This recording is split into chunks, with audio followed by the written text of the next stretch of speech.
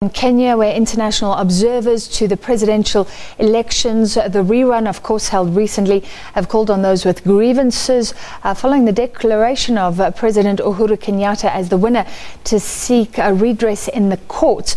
Let's go to Sarah Kimani, our reporter on the ground.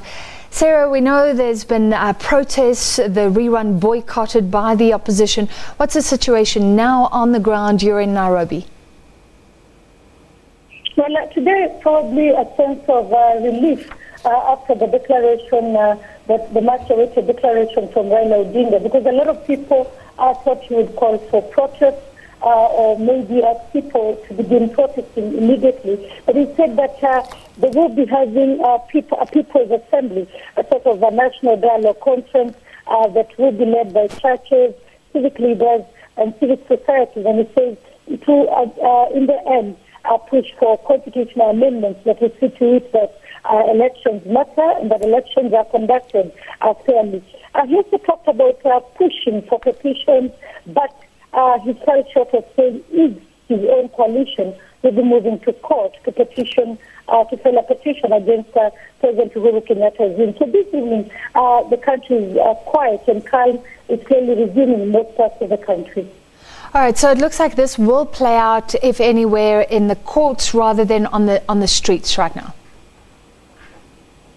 Yes, indeed, and that was a call by both the European Union and the African Union, asking that if any of the people who died for the elections, or if anybody is aggrieved for that matter, then they should seek legal redress. It is the same thing they said the last time when during the other state elections, only for Raila Odinga to move to court and win in the landmark ruling that has now become historical. So a lot of people will be waiting to see if indeed any of the abused parties will be moving to court. For now, the battle looks like it will be away from the streets.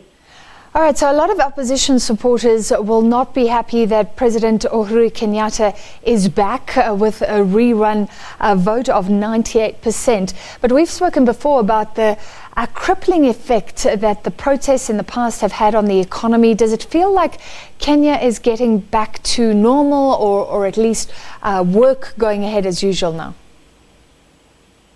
Yes, in fact, today there was quite some huge traffic.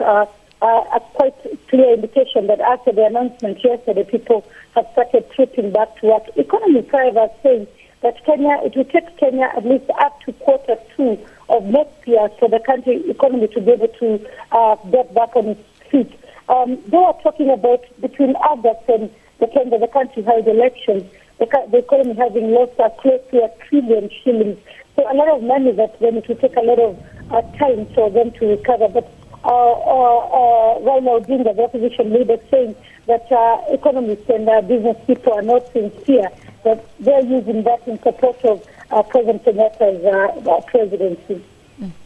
Sarah, we've been reporting on what the AU has been saying in visuals. Former President Thabo Mbeki there, he's been heading that observer mission.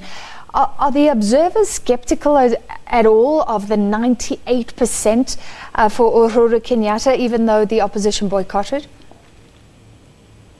Probably not skeptical of the outcome of the elections, because this time they're keeping all their cards to the chest, and they talk about Kenyans must wait for their final report. The European Union saying the report will be out in 2 weeks, in 2 months. The African Union saying it will be out soon, but not giving a timeline. But what came out clear is that all of them are concerned about the political standoff that continues. The European Union calling it a dangerous standoff that needs to be sorted out immediately. President Uhuru is saying that there is need for both Raila Odinga and Uhuru Kenyatta to sit on the dialogue table. But he says it would be better if they went through the legal challenges that will face President Kenyatta's win, and then after that the country can sit together and discuss issues of not just this election but also of inclusivity, where nobody feels left out like it happened during this first election.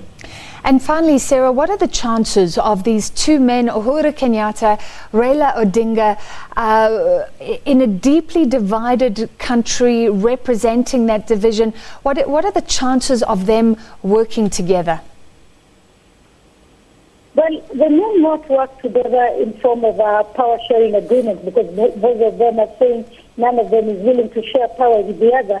But from the calls that the church today, because the church has also now come on board and it is saying that it is time for the two gentlemen to talk, the calls from the international community. And Raila Odinga himself today stepping down from his various demands and saying there is need for dialogue. It says a political agreement has been based on dialogue. So it is likely that then, if the push continues, both of them will stand their ground and they will be willing to sit on the dialogue table. As to what they'll be talking about remains to be seen. Already the National Super Alliances are pushing for something that they're calling a People's Assembly, a national dialogue, looking likely that the country could even be pushing for towards a referendum on the Constitution to make the government more inclusive.